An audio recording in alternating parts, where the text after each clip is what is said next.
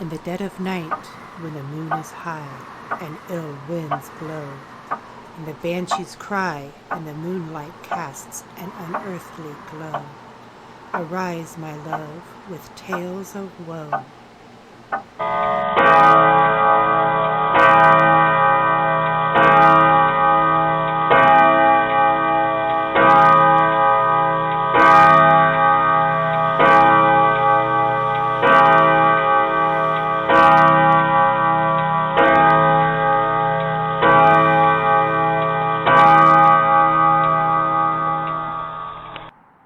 Good evening. It is 12 midnight, the paranormal hour. Welcome to Ghost to Ghost. I'm your host, Chief Lawson. Ghost to Ghost is a podcast to discuss all paranormal and parapsychology subjects. You can find Ghost to Ghost on all major formats, so tell your friends, tell your family. Come listen to Ghost to Ghost.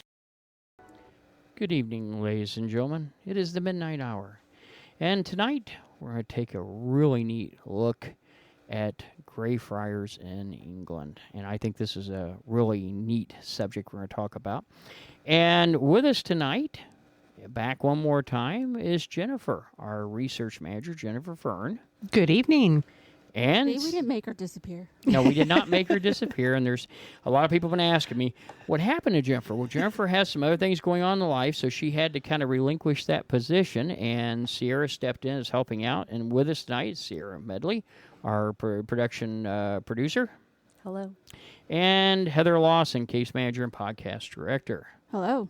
So I'm going to turn this basically over to Jennifer. This is a neat subject. So I really, of course, anything when I've been on any of the trips over there, and she brought me back the coolest shot glass with my clan on it. It is really nice. So, Jennifer, it's all yours. All right. Greyfriars Kirkyard in Edinburgh, Scotland. It's widely considered one of the most haunted cemeteries in the world, as I think we all probably know. It's got a reputation for paranormal activity and violent poltergeist activity, specifically attributed to the spirit of George Bloody Mackenzie, who resides not in the Black Mausoleum, but in his mausoleum. Now, everybody assumes it's the Black Mausoleum because that's what we've been told. But there are two mausoleums. Ah. Okay, so we'll get to that in a minute. But first, who was George Mackenzie? He was actually a lawyer in the mid-1600s, and he is known for persecuting the Covenanters, which were Scottish Presbyterians. Mm-hmm. Now, that could be a whole other 2-hour podcast about all of that situation. Yes. But just basically what it breaks down to is Charles II wanted the Scottish people to follow his religion, which was too close to Catholicism for the Scottish Presbyterians. So they signed a covenant right there in Greyfriars Kirk in the church. There's a plaque next to the podium where this Covenanters was signed off. Yeah, so every one of the parish would have signed that. Yes. To make it a covenant. Exactly, to make it a covenant. And then they raised an army and went to England to fight for their right to worship the way they wanted to. Yes. They lost at the Battle of Bothwell Bridge in 1679. Mm-hmm. There were, I think, 6,000 original Covenanters. Mm-hmm. A good portion of those died in that battle. Anywhere between, the numbers vary, between 400 to 1,200 yes. were taken prisoner and then brought back to Edinburgh. Only 275 of those captured, so anywhere between 400 to 1,200, left Covenanters prison. Okay. And then most of them were shipped over to America for indentured servitude. Yes. But the ship they were on got caught in a storm and sank. Ooh. So most of the Covenanters did not survive this catastrophe, this whole ordeal.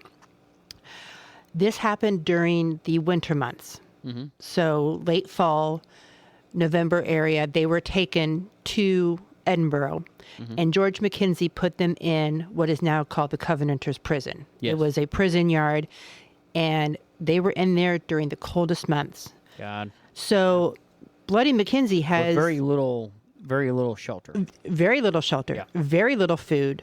Yeah. Right? So Bloody Mackenzie has gotten a really bad reputation. Yes. Possibly deservedly so, maybe not, of being brutal and killing these people. But of course, it's the dead of winter. Sure. You don't have food. You don't have clothing. And essentially, they were treasonous to the ruling monarch at the time. Yes. Right? They were considered treasons. Whether they were or not, that's not for us to judge or decide, right? Sure. I Because agree. to the other Presbyterians, they were heroes, right? Exactly. So it just depends on what side you were on. Now, Bloody It's all a Mackenzie, matter of perspective, again. Depending Exactly. on which side you're on. Exactly. Everybody thinks they're right. right? And was Mackenzie just following the letter of the law because he was the Lord Advocate of the time? So he was the one responsible for upholding the law of the monarch, Yes. right? And of course, this is a pretty poor, very highly populated city anyway. Yes. So especially in wintertime, you're not going to have a whole lot of provisions and rations to go around.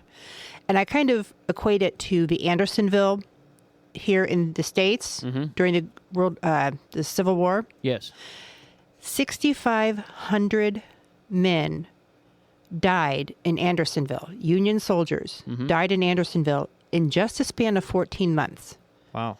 And they died mostly from dysentery, disease, malnutrition, and the Confederate general in charge of Andersonville Yes. said, I'm working with what I have. The Confederate soldiers Exactly. weren't that much well provisioned either, No. especially in that time.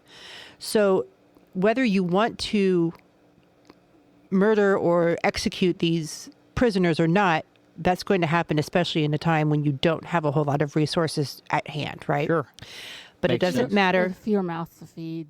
Yeah. Exactly. Yeah.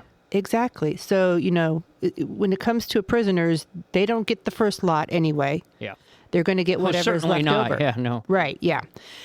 But as Lord Advocate, he had good parts. He really did, because he actually, prior to the Covenanters' issues, he defended the women in the witchcraft trials. Oh. Yeah. That's something I didn't know. It wasn't brought up the last time we were there. Yeah, so he felt that witchcraft was mostly unfounded, and while he thought that witchcraft did exist, he felt that many of the confessions were solely due to torture and were therefore false. Yeah. So he actually defended a woman named Mavia against the witchcraft, and he also defended a Covenanter and defended for his right to practice religion the way he wanted to. Now, this was prior to the Covenanters' rebellion and all that. A lot of people don't realize there was something equivalent to Salem's witch trial in England. Yeah. And that happened not just here, obviously, and that position is kind of like a prosecutor, Yes. governor. It's kind of The Lord Advocate, yeah. Yeah, they had a governor's position. There was actually a Lord Governor, but the Lord Advocate was kind of like a prosecutor and a defense, attorney all rolled into one. Yeah, kind of like a DA. Yeah, DA. Yeah, exactly. Yeah. Exactly.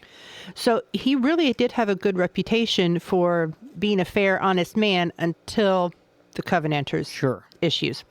So like I said, a section of the kirkyard was known as the Covenanters' prison, and it was the last part of the current kirkyard to be given to the kirkyard for burials.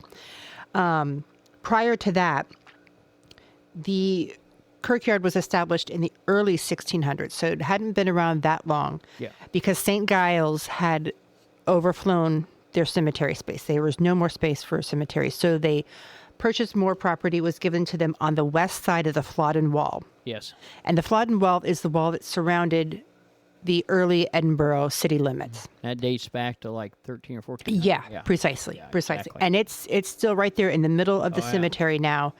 And actually, most of the upright tomb markers that we see are on the Flodden Wall. And there was one of them, and I can't remember the gentleman's name, and I wish I had written it down, but underneath his name it says, "Lies near here somewhere." Because they don't really know where he is, but they know he's there. We know we buried him. We just don't remember exactly where that was. I'm around here somewhere. Exactly. Exactly. Talking about hanging around. There's Right. a whole new meaning. Yeah. Exactly, yeah. And so, like I said, the Covenanters' prison was the last section given over to the kirkyard after it had been the prison for the Covenanters. Yes. But this Covenanters prison is said to be the epicenter of the poltergeist activity. Ah. And it's actually now locked off. You can't get in there unless you're taking one of the ghost tours. Okay. That's the only way you can get in there. I think that was the way it was when I was there last. I went on my first trip, not the second one. Yeah. So if I remember straight, you had to be part of an organized tour to go through there. Yeah, it's... That's one that Greyfriars endorses or puts on its tour. It's the City of the Dead tours, that you can get into the Covenanters prison. Yes. Yeah. I just lost where I was going to go. I'm sorry. No, it's okay. So the Covenanters prison is locked off. Oh, that's what it was. Yep. And it's been locked off for several years because the city took so much stock in the claims of the poltergeist activity and the injuries that their guests were receiving that they locked it off early in the 2000s. Well, again, this is made for prisoners, so it didn't have all the safety features you would think. And when you roll people through there, that is a risk. I mean, Yeah, actually, it now looks just like the rest of the cemetery. Oh, no kidding. Yeah. Huh. Yeah, it really does. You wouldn't know that it was a prison Yes. unless... Otherwise, yeah. If you hadn't heard all these stories, what was going on, you probably like, why do they have this section closed off? Sure. So when George Mackenzie died, he was interred in his family mausoleum. Mm-hmm. The mausoleum sits about 70 yards outside of the Covenanters prison, right along the back wall, opposite the kirk. Okay, I didn't know that. Yeah. Yeah, so the kirk is here. He's over by the far wall, and then if you go down to your right, about 70 yards, you'll get to the actual Covenanters prison. Mm-hmm. Okay. The legend is that he wanted to be buried close to the Covenanters prison so that he could torture his victims even in the afterlife. I don't think that's really accurate or true. Yeah. No. That's got that. That's an awful big claim. Yeah. Right, yeah. exactly. And like I said, his is not the Black Mausoleum. Politics. Exactly. Yeah. It's a scary legend. It's a spooky legend. Yeah, you know? It sells. I mean, think of it. Yeah. He had a bad reputation at that point, so why not? His tomb, and I will put up the picture of the mausoleum because I've got pictures of it from when I was there. It's actually a 2-level tomb, and this is important for the story that got all this started. Okay. So you walk into the circular tomb, and then you go down a staircase down to the second level, which is where the coffins are. Yes. And there's 3 or 4 coffins, depending on who you talk to. Yeah. The legend is that the third coffin there is from an they're not unknown. marked. Right. It's from an unknown woman. Okay. They're not sure who the woman was or when she got entombed in there. Yep. But she's evidently not necessarily a Mackenzie. But we don't know who she is. May have married in. Sometimes, Possibly. that happens by, and they marry in, they become, and again, it depends on who you ask within the Scottish hierarchy or the Lord Lion, as to whether or not they, what term am I looking for, Heather, where they marry in? Sept? Sept. It could be. Yeah. It could be a sept, or it could be the fact that now she married in and decided she wasn't happy, and they may not have mentioned her. But yeah, that happens. Right. Yeah. They don't exactly know where she's come from, but most people think that the Or she was occurrences. supposed to marry in and she didn't make it. Oh, That could be too. maybe. Fiance. Yeah. Yeah. Yep. They didn't make it. Maybe. Yeah. So it said that most of the activity, the poltergeist activity, the really strong activity, happened in 1998. And we're going to get to that story in a second. But prior to that, kids would still go into the kirkyard and taunt Mackenzie's tomb. Really? Yeah, Mackenzie, come out and get me. Yeah. So they would That's a taunt good one. Mackenzie. And it was stated that supposedly, now how you can do this with the coffins on the second level, I don't know. But supposedly you would be able to look in and see the coffin of Mackenzie move and change positions. Another good marketing ploy. Exactly. I mean, Well, it's like the one for Madame Laveau, her tomb. They leave whiskey. They leave. Yep. I remember one time the best interview I ever saw was this homeless guy in New Orleans, and they go, "Well, how do you get your liquor?" He says, "Every night about 2:00, if you go by Madame Laveau's, there's at least 2 bottles there." And I thought, "Oh my God, that's hilarious." why not? Yeah, I mean, nobody else is She ain't using it. gonna Yeah, drink she ain't it. gonna drink it. Yeah, so he was. I thought that was the greatest thing ever when I saw that. But yeah, I mean, now I do want to interject one thing. I don't think it's in here. Stop me if it is. Yeah. Do you know the legend of Mackenzie tartan? No. Okay. All tartans generally have, and I'm from Clan McLaren, so everybody has 3 tartans usually. They have an Right. ancient, which is questionable. All tartans are registered with a Lord Lion. I actually got to work with another nurse whose father was a Lord Lion, and many years ago, but the Lord Lion controls all the tartan registry. You can only have a tartan if it's registered through him, and even the United States tartans are registered through the Lord Lion in Scotland, Oh. in the old country. So usually you have an ancient, and that's iffy. That's what we think it looked like.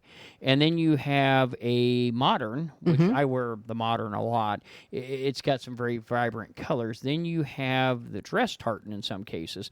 Now, some clans didn't have a dress tartan. You know, your Stuarts, your Campbells, people that had castles and had money. And Right, you did would have balls, a dress you would have tartan. a dress tartan.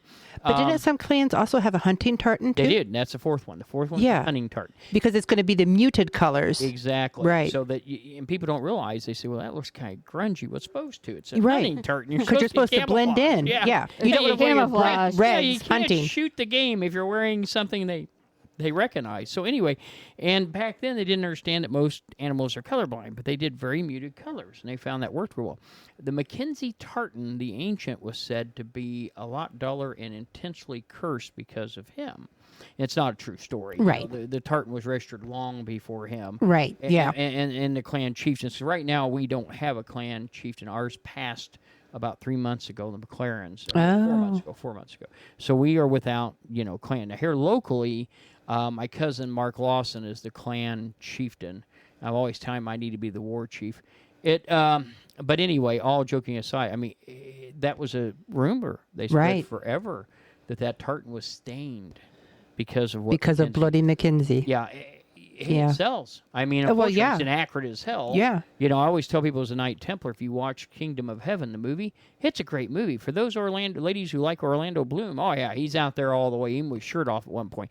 It is totally historically inaccurate. Yeah. Yes, it's a great movie. It doesn't have Yeah. anything to do with what happened, but Right. it Yeah. sells. So No, there were already legends of Bloody Mackenzie sure. haunting the graveyard. They have your normal apparitions of graveyard, your white ladies, but not really very White lady, prevalent. gray lady, that kind of thing. Yes. Right, but there is a book. Robert Louis Stevenson wrote a book called Edinburgh Picturesque Notes, and it's from 1878. Okay. And in it, he wrote this: "When a man's soul is certainly in hell, his body will scarce lay quiet in a tomb, however costly. Sometime or other the door must open, and the reprobate come forth in the abhorred garments of the grave." Wow. And it's thought that this quote is in reference to Mackenzie. Now, again, Makes sense. some say that it's because of Bloody Mackenzie's avarice appetite for death and destruction and torture. Others say it's because his reputation has been so sullied that he Okay. wants retribution for his reputation. And others say that even now, since 1998, it's because his tomb was desecrated. So let's get into that legend. I have to say, I cheated. I look forward. They have Birkin hair, honey. That's one of her favorite stories. But anyway, go ahead. Yeah. It's just a little side note on Birkin Oh, here, yeah. but we'll get there, yeah. So in 1998, in, I think, November, sometime December, winter months, a homeless man was in need of shelter. Oh, I have to say that there is a story that it happened on Christmas Eve, but I don't know. Well, it makes it a nice play. It makes it a nice play. I guess you guys can research the newspapers. I mean, right now, I wouldn't be against a little November weather. I'm about done with this. heat Right, we're getting exactly. late. Yeah, go exactly. ahead, yeah. So he was looking for a spot. And of course, the kirkyard is always open. The gates are not locked. Yes.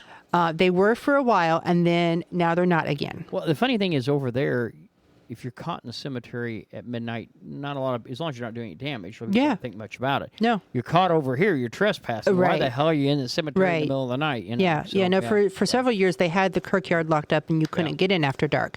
Now it's back open again. Oh, yeah. So, it's just the way it is over there. Mm-hmm.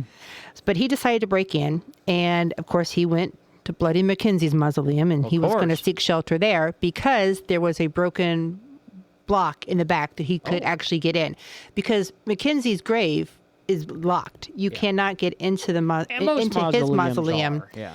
unless you're on a tour and it can get unlocked. And a lot of people don't realize mausoleums, generally speaking, and there are a lot of them, even in the United States, they're two-level, but they have a lot of marble, very expensive things in them, statues, and they don't want those desecrated, so they lock the doors. The only one that has the keys, I remember I read something, and I don't want to take us on a tangent, but it was a gentleman who bought a property, and they handed him this funky, looked like a skeleton key, large key. And he goes, "What does this go to?" He goes, "Well, if you go down to the city cemetery, that goes to the family mausoleum. It comes with the property." He goes, "What?" I just bought a mausoleum. He goes, "Well, yeah, it comes with the property." Comes with the property. Yeah, kinda. Yeah, and that could maybe one reason why he chose Mackenzie's mausoleum, because he is homeless. He is down on his luck. Yeah. Maybe he thought he could get into the graves and see if there were any grave goods that he could pilfer and pawn off. Yeah. Right? Yeah. So once he got down to the second level, he decided to pry the lids off the coffins. Oh. And in doing Jewelry, so... looking, now we're grave robbing. Yeah. Exactly, yeah. And in doing so, the floor underneath his feet gave way. Mm-hmm. And he fell to a hidden chamber below the Mackenzie mausoleum floor. Yeah. And in this chamber, supposedly, were forgotten plague victims that had been buried. Oh. And that's come, I don't want to interrupt again, but that has come up numerous times where they've been digging, they're putting in some new subway stuff, and they've ran into plague burials because they weren't marked. Because you just dump them quickly and bury them quickly. Tons of body, get dirt over them as fast as you can to cut down the chance of communicatable. So what happens is, they got a bunch of those. Yeah. So evidently he fell in this. Now there were descriptions that the corpses were not yet completely decayed because of the enclosed environment. Others say that they were completely skeletonized. It doesn't matter. If you fall into a pit of bones and dead bodies, you're going to get scary freaked out. Either way. Yeah. And as he was fleeing and screaming, leaving the mausoleum, he ran into the groundskeeper of the kirkyard, and his name was Graham. Mm-hmm. So this story is corroborated. A man did break into the mausoleum in 1998. And one of the tour guides for City of the Dead, Fred Fogarty, I listened to a podcast he had been interviewed on, and he has talked with the groundskeeper, Graham, and got the story from Graham firsthand. Oh, wow. So this really did happen. Not necessarily in the way they all like to put the story out there, but it did happen. Yeah, it might be embellished a little bit. But maybe a little bit, yeah. We got to sell tickets here, people. Yeah. Well, that's kind of the point here. But ever since then is when the poltergeist activity really took off. Ramped up. Right. Now, when we think of poltergeist activity, we're thinking of objects being moved around a house, things getting tossed and thrown. That kind of stuff isn't happening at the cemetery. It's just gotten the name poltergeist just because. Well, we talked about it before. Poltergeist is a term that a lot of people interchange with other meanings. Right. It isn't always what you think it is. Right, exactly. So, quickly, some things. They hear unexplained noises, knockings and growlings, right? They've been reported within the mausoleum and the surrounding area, but most in the Covenanters prison. Wow. Okay. So even though Mackenzie's tomb is the one that was broken into and things started there, it's the Covenanters prison that is the most active and the most intense. Mm-hmm. That's why it's locked off, because you can only enter in there on a supervised tour, because people were getting scratched and bitten and, safety precautions. Exactly. Controlled, yeah. One visitor reported being grabbed on the leg with something cold, like a cold spot grabbing her leg. And to this day, that part of her leg still remains cold, even in the summertime. And when she goes and tans or whatever, that spot on her leg does not tan. Wow. That's kind of creepy. Yeah. Just a little. Just a little. Like, and Fred Fogarty has said that he has come out of the graveyard with 3 scratches on his chest. Wow. Yeah, it's intense. Yeah. He's had 2 women on 2, and he's been a tour guide for over 10 years. Mm-hmm. And it's only happened twice, but he did have 2 women on separate tours faint and collapse. Oh, really? And then go into convulsions in that faint. Holy cow. Only to be revived and then faint again. And the activity didn't stop until they removed the women, not just from the Covenanters prison area, but the actual entire graveyard itself. Wow. They had to leave the entire kirkyard. And then they were fine. Totally isolated. Yes, yes. So like I said, it was so bad that the city of Edinburgh locked off the Covenanters prison, and they also asked a man named Colin Grant, who was an ordained minister and a medium, to come in and try and exorcise the kirkyard. Sounds familiar for a reason. Well, he did the exorcism, and it was really, really intense. They wanted him to cleanse it because the public was getting hurt so much on the tours. Okay. Yeah. And Colin, it was a very intense experience for him, and it was documented with a newspaper reporter. Her name was Susan. She went with him. Mm-hmm. And there is a picture out there that she took that is a little bit suspect. The picture quality I had was not very good. Yeah. They claimed to see a Probably shadow. a tintype or something, yeah. They claimed to see a shadow in the kirkyard, in the kirkyard, in the kirk windows of the church when Colin is standing in front of it. Now, about what time was this? This was in November of 1999. Okay, so the picture quality shouldn't have been a tintype. No, Very good. Okay. no, it was just, it's a newspaper, and then they took the newspaper and put it on the internet, so it's grainy, Okay. Yeah, it's how it was presented. But I'm sure somewhere somebody can get a clearer picture if they want to look into that. But Colin went in, and he was immediately knocked by the intensity level. I mean, when you walk into a graveyard or a kirkyard, if you're a psychic medium or any sort of empath, you're going to feel spirits. I mean, you're surrounded by them, right? Sure. So he felt something intensely evil. And after hours of trying, Colin decided that he was unable to exorcise that negative spirit he encountered. It was just too much for him. He didn't feel good. He kept trying, and it kept pushing back at him, and it was very uncomfortable. And at one point in the exorcism, he said, "This is going to kill me." Right? Yeah. And so while he didn't get rid of the negative spirit, he did try to release hundreds of spirits from what he thought were the Covenanters. Attached, yeah. Yeah. So he did try to release those, and he felt he succeeded for the most part in releasing the Covenanters. Whether or not it is connected, Colin died 2 months later of a heart attack. Wow. Now, Colin was known to have heart disease. He already had a bad heart. He had been on medications for it. So there's risk factors. There's risk factors, but you do have to wonder if that intense It made it worse. Yeah. made it worse. That could have been the stress it popped the camel. Straw in the camel's Exactly. back. Yeah. Exactly. Now, nobody has ever labeled that negative spirit, even Colin, as Mackenzie. They just say it's a negative spirit, Yes. not necessarily Mackenzie. Okay. I'm sure a lot of people would jump to that conclusion, but yeah. Right, yeah. So again, is the activity upheavaled because Mackenzie's tomb was desecrated? We don't know. Yeah. But the most active place inside the Covenanters prison is the Black Mausoleum. And this is where we get the discrepancy, because I'm like, as I was listening to a podcast, I was like, wait a second. They kept talking about the mausoleum in the Covenanters prison. Mackenzie's not there. Yeah. And I'm like, his tomb is not inside the prison. I was at the tomb, and it's not inside the prison. And I couldn't figure it out. And then I was listening to Fred, and Fred's like, the Black Mausoleum is not where Mackenzie's buried. And I went, what? Wow. Because everywhere you look the Black online. Mausoleum's a perfect story for someone they hate. Exactly. Yeah. Exactly. And the reason the Black Mausoleum is called the Black Mausoleum is because when you go into it, it's really dark. Yeah. Because Well, there's it has not a lot of black light marble coming on in. the sides, doesn't it? I don't know what it's made of. Fred didn't say. I thought it did, but I can't remember. Fred didn't say. But the Black Mausoleum is the mausoleum for a family called the Dundas family. Mm-hmm. So it has nothing to do with Mackenzie. It just happens to be inside the Covenanters prison, and it is where this negative entity, this negative spirit, has taken a good up residence. backstory. Is in that Black Mausoleum. So the Black Mausoleum is not Mackenzie's mausoleum, but it is the epicenter of the activity in the Covenanters prison. Maybe they're just mad at the fact they got interlaced with Mackenzie's and are not. Well, maybe. I mean, that certainly could be. Yeah, I mean, it really could. It really could. So I have a hard time blaming everything on Bloody Mackenzie, whether he was evil or not. I wasn't there. It's so long in the past. Who knows what his intentions were?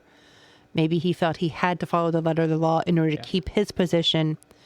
And a lot of the Covenanters died because of poor conditions, because that's what he had to work with. We don't know. Like you said earlier, you work with what you have. Exactly. Exactly. So like we said, it could be a manifestation of all the collective trauma that has happened there, triggered by the tragic events associated with the persecution and imprisonment of the Covenanters.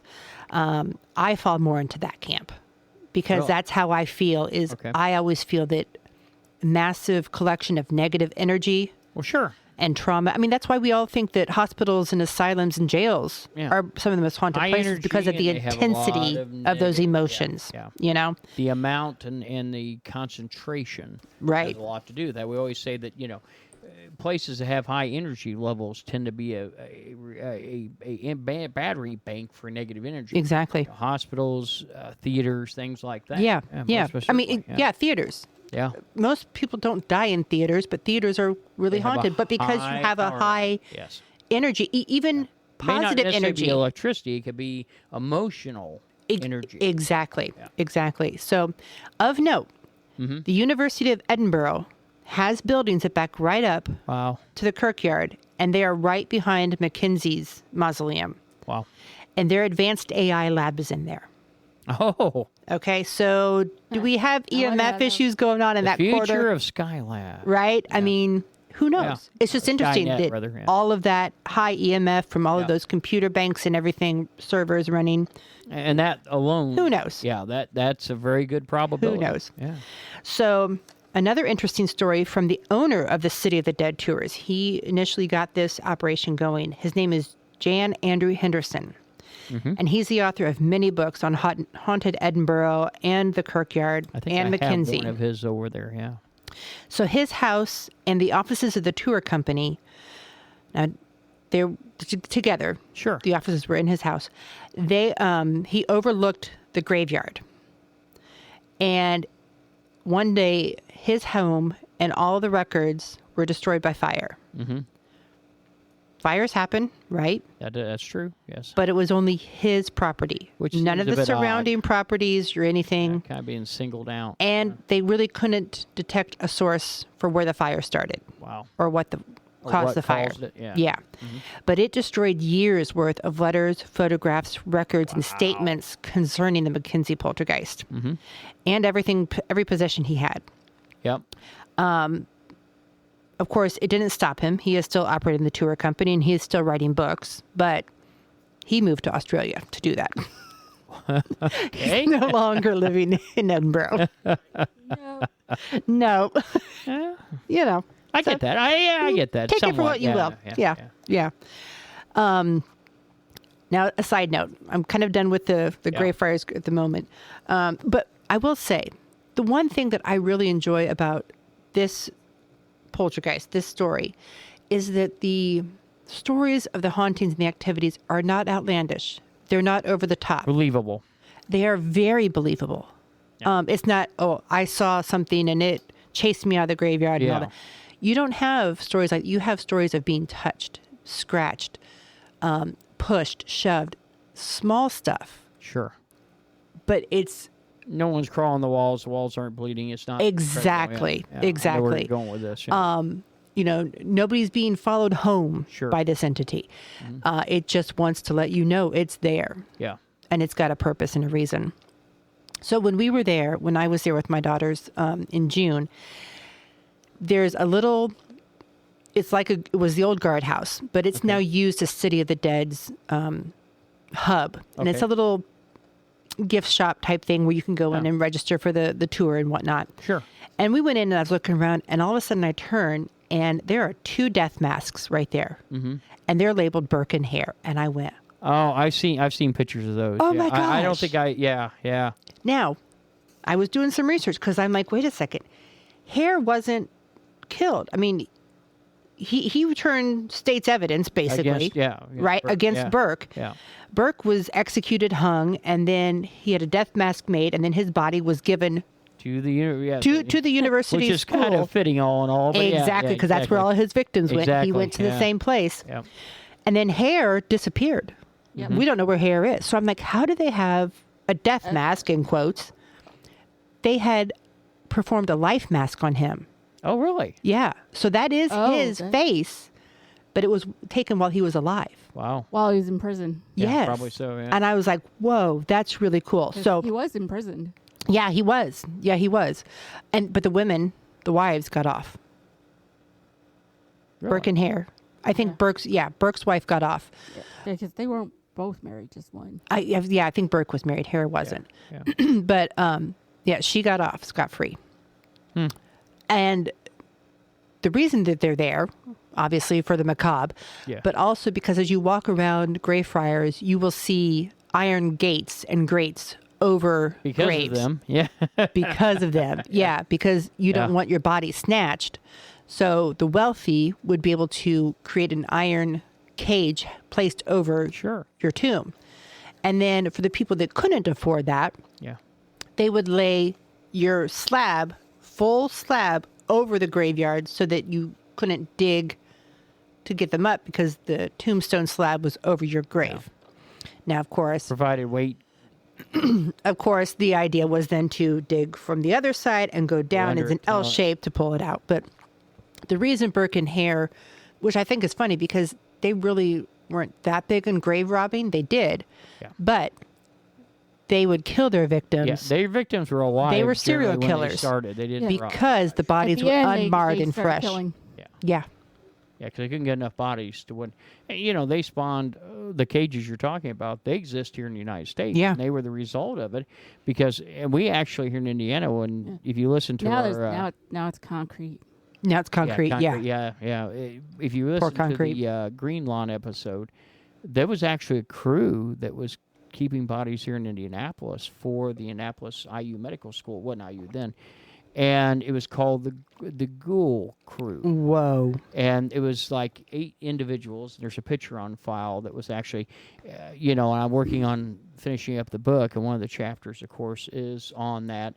And they actually robbed bodies for the medical school, which was downtown. Wow. And it was not something that was just, it was about every large major city that had a university had somebody behind the scenes rounding up bodies. Yeah. Wow. And, it was said that, They had to get that stuff somewhere. Yeah. They said during funerals, they would sit and watch people from the distance because people would sit and watch them from the distance, waiting for them to disperse for that night to go in and take the body back out. Wow. So, Yeah. And there are also haunted dolls and everything that have been on display down there at the Kirkyard too, in Nick's Burke and Hare's death masks. But it was a really interesting. As soon as I knew that I was going to get a chance to go to Edinburgh, I jumped on it and I said, we are going to Greyfriars Kirkyard without a doubt as the one place I have to go. And when we went, it was a lovely warm day. It was supposed to have poured rain, but it didn't. The rain held off. It didn't rain till the next day. It was a little overcast, but it was wonderful. And I thought the Kirkyard was very peaceful and very reverent. And of course, my girls are Harry Potter fans. So of course, you know what we had to do. We had to go find Tom Riddle's grave. And he is one of the ones up on the Flodden wall. So he's got a big marker up on the Flodden wall. Of course, Moody is also in there. Oh, really? I didn't know that. Moody is in there. And a man named William McGonagall is in there. And that's where McGonagall's name comes from. William McGonagall is purported to be the worst poet in all of Scottish history, if not all of history, period. So it wasn't a Robbie Burns. No, he was not a Robbie Burns. No. But so that's basically what the Kirkyard is got the most tourism for, is for the Harry Potter tourism. So we didn't get people to take going the tour. in to I was look. just there. We got a chance to look around. I had brothers from Tower Lodge kind of leading us around a bit. And I kind of missed that. Next time, I think we'll have to take the tour. Yeah. It was really amazing, and we really had a great time. And the girls loved it. They thought it was peaceful and wonderful. And Emma just sat with her sketchbook, and she was sketching all the different ornate tombs, which I put up a bunch of pictures. You sent me one picture, but that's the only one I got was the one. Yeah, that was pretty impressive. Yeah, I'll send a whole bunch of them. Yeah. But I'm going back again in 2 years. I have to go back to Scotland Mike again. Rickseckler wanted us to go on his tour, and I said, don't start that. I already bought a house, and I'm broke. Yeah, exactly. I want to go on the Egypt tour. Yeah, oh yeah. man, yeah, When that we would were be interviewing, that it would be was something great too. because he actually took my line. I was teasing him about having a guy, and I asked him, I said, "Well, how did you get into some of those pyramids? They're not, which I've not been to Egypt, but I know there's pyramids you can't get into for tours." He looked at me and says, "I got a guy." And he kind of, Yeah. he kind of chuckled a little bit. I Yeah, I thought, bet okay, he's you got got a me guy. there. Yeah, Yeah. yeah, because I was telling him how I got a guy for this or got a guy for that, and we thought that was really funny. Yeah, But, yeah. So I will definitely be taking the nighttime City of the Dead tour when I go back. oh, see, I don't think they had the tours going when I was Yeah. there last. If they did, it wasn't the same company. So I don't know. It might have been. Maybe I just missed them. Maybe, yeah. The first time you go, there's so much things There's to so see, much. and Yep. I was being pulled from one side to another, and I made sure that when. One thing I did when they came back over here, I made sure that we didn't do that. We took slow tours, or I got to absorb things. And I Right. said, "Hey, you want to see more? Come back another time. We'll Yeah. plan more things." But the second one was a little bit more methodic. And one thing that I experienced in whether it's England, Wales, Ireland, or Scotland is their distilleries don't give tours like they do here. So some distilleries, if you get a tour, that's quite an honor. Because usually they don't let people into there. Right. And, and you get stared at by all the workers because it's like, holy shit, what are they doing? Right. They're not used to it. So, Right. Are they going to come buy it? Are they selling out? yeah. Are they? I'm sure that's some opinions that run through their head. It probably panics Right. them a bit. Right. Yeah, things are just so much different. I have family that does a Lawson distillery, distills Lawson Scotch. And I actually found it very hard to find. And certain regions over there, kind of like the United States years ago, Coors beer, and this is the premise for a lot of the Smokey and the Bandit movies. You couldn't take that across the Mason-Dixon line. You were bootlegging, and they had certain regions. And in some areas there, it's still that way. Some alcohols can't be taken out of those regions. Yeah, I just encourage everybody, if you're planning a trip and going over to someplace like that, to really do your research beforehand, because there are so many different stories that get intermingled. Like we went into Mary King's Close. Yeah. That's a wonderful, wonderful tour. And I couldn't take any pictures on the tour, obviously, because there's no photography allowed. But, research that, because that history is fascinating. And we were actually walking on streets underground and in buildings from the 1700s. Yeah. We were in the actual room that Mary That's Queen a of world Scots all in stayed itself. in the night before she was Executed? arrested. No, arrested. Arrested, okay. Because she was arrested and then held for 19 years before she was At the executed. tower, yeah. Yeah, but this is where she stayed the night before the guards came to arrest her. So the last night is the Queen, Mary of Scots. She was in this room, and I was standing in that room. It Wow. was utterly amazing. Just amazing. One of the neatest things was the late night paranormal tour, special tour they arranged where I got to go see where Mary lost her life. Yeah. And, there's so much rich history over there. Yep. And love the British or hate the British, they still are our mother country. I mean, that's where we came from. History is what history is. Exactly. And it's written, you can't change. I see That's right. people all the time trying to say, well, we need to change that. We need to play that down. That's like burning books. You don't dear play God. that down. You learn from Yeah. it. Yes. It is what it is. You It take happened. it, the good, Yeah. the bad, the ugly, and you learn from it. You can regret it and say it's shameful, but you Yeah. can't change You can't that. change it. And it wasn't you that done it. And don't cover it up. No. Right, No. right. That's, it's no different when you travel there than you do anywhere else. Because there's friendly people. There's people that aren't friendly. I had a lot of people that, we'd hit a pub, and pubs that the guys I was traveling with, the brothers, knew people in the pub. And they go, this is one of our brothers from America. And they go, hey, lad, let me buy you a drink. And, they want to sit down and talk to you. And they're as curious as we are, because a lot of these folks have never left England. Right. And so they're very curious of everything. Yeah. And, I had a wonderful time getting to talk and visit, and when I told one of them, I said I was a fire chief working, they said, have you seen our fire station? No. I go, we'll fix that, and by God, we went through 2 or 3, and it was, it was just that was just how hospitable things went. Yeah. So it was a great time. That is outstanding. Highly recommend it. Now, I heard they're doing some things at the train station, at King's Close train station, or King's Crossing. Oh, in England, Uh-huh. Did you get to go through there this time? we went through briefly because that's how we came back from Edinburgh into London. I understand, because usually you have to go through there. Yeah, and it was so utterly packed, and It always is. and everything has changed over there now because you have to actually scan your ticket to get out of the train station. Well, yeah, now. because I know they don't have the straight in from the air. When I was over last, you go straight from the airport directly into King's Close Station. You can't do that now. No. It's metered. It's shut down. There's a lot of security. Yeah, you have to have your ticket even to get in. And then once we finally got out with the crowds, we were going to go find the Harry Potter, the 9 3/4 platform and the gift shop and everything. But it was a madhouse of people that day. And my daughter is an introvert and she had eyes panicked. Well, yeah. And I'm like, we're just getting her out of here. So, we missed that this time. Well, and I think, I don't like large crowds. And I never have. It's annoying. And, London was overcrowded and awful this trip. Well, and they can't expand like some other countries can. They lose the history, they lose the buildings. So over here, we can do a little differently. They only got helps. so far they can go anyway. Exactly. So it makes a difference. Yeah. So. Well, ladies, do you have anything you would like to add? Any closing thoughts?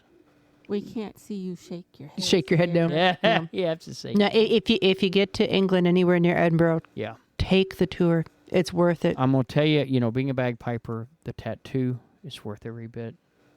That's worth going to. This year, they're honoring first responders, and of course, I won't be there, but it's nice to see. Yeah. There's so many things to see. I mean, I could sit here, you could sit here, we could go for over hours. hundreds of things to see. It's really, really, really neat. I mean, it's worthwhile. Certainly, you need to go there at least once in your life. Yep, I agree. At the minimum, so. Yep. Well, folks, that's all we have this evening, and I want to thank Jennifer for all of her hard work, and I want to thank her for taking the time out of her schedule to travel over there to get this episode taped. It was really great. Chief, just for you. Yeah, I appreciate that, and I appreciate that very much. I think it, and I'll tell you what, I mean, again, I can't say enough. If you get the opportunity, go. It's worth every bit. It really is. We're going to go as soon as we can. I promised some people we would be there, and if nothing else, Mike is expecting us on one of these tours, so eventually. And he's got one there. Yeah, yes, he does. So, I mean, eventually we'll get where we're going, I hope, and see that in the future. So, folks, again, thank you for watching our show or listening to our show this evening. We hope you enjoyed it. If you have any questions, reach out to us on Facebook. Again, we are on YouTube now, so certainly leave some remarks. If you want to get to us the fastest, leave a word on Facebook, and Jennifer is our social media manager now on Facebook, and she'll pick up on that. And she's doing a Absolute fantastic job. Thank you, guys.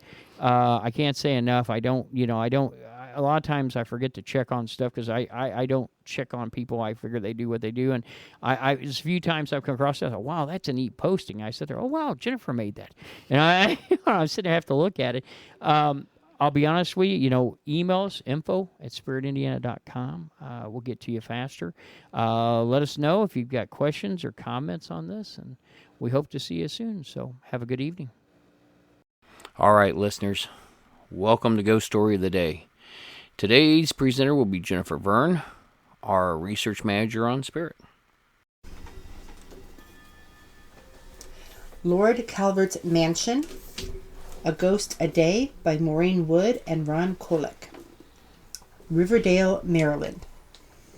In 1972, Mr. Smith, a 75-year-old gentleman, afraid to live alone in Lord Calvert's mansion, asked Rick, a deputy sheriff in Prince George's County, Maryland, to be his live-in companion.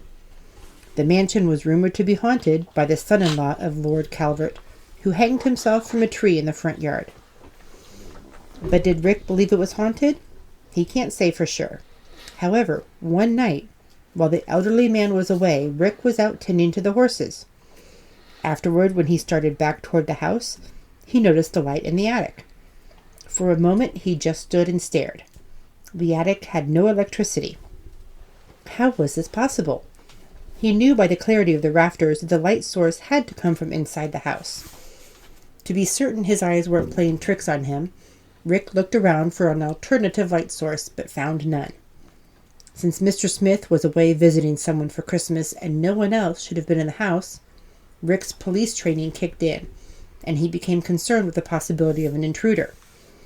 He rushed back into the house and searched the 3 lower floors, verifying that all entrances were secured before finally making his way up to the attic. He slowly opened the attic door, but there was nothing but darkness. This didn't make a whole lot of sense. He knew he'd seen the light only moments before, and although there was a lamp stored in the attic for emergencies, the bulb was completely cold. In Rick's profession, he had seen a lot of strange happenings, but a light coming from an attic without electricity topped his list for unexplained events. Did he see the spirit of Lord Calvert? Wick will forever wonder. Thanks for listening to Ghost. Again, I'm your host, Chief Lawson. You can find Ghost to Ghost on all major formats on the 15th and 30th of the month at midnight. If you'd like to be a guest on the show, maybe have a question or subject you'd like to ask about on air or be used on the show, please email us at ghosttoghost@spiritindiana.com, ghosttoghost@spiritindiana.com. I want to thank my production staff on Spirit, Jennifer Virgne, our research manager and our producer, and Heather Lawson, our trainer on Spirit and our podcast director, for helping make these podcasts possible. My chief of staff, Andrew Brooks, for his guidance and help on the scripts, and everyone else involved. Thank you so much. See you next time. Until then, stay safe and remember the truth is out there. Good night. Ghost to Ghost podcast and its contents is the property of Spirit Paranormal Ltd. All rights reserved. We welcome you to download and play the podcast and share with others for personal use. You may not, except with written permission, use or distribute its contents for commercial use. Spirit Indiana Paranormal, covering the Hoosier State since 2002, Indy's oldest parapsychology investigation group. If you're experiencing what you believe to be paranormal issues, reach out to us for help at www.spiritindiana.com or call our hotline at 317-883-9103. Again, that is www.spiritindiana.com or our hotline at 317-883-9103. Thank you for listening. Take care of yourself and the ones you love, and be safe out there.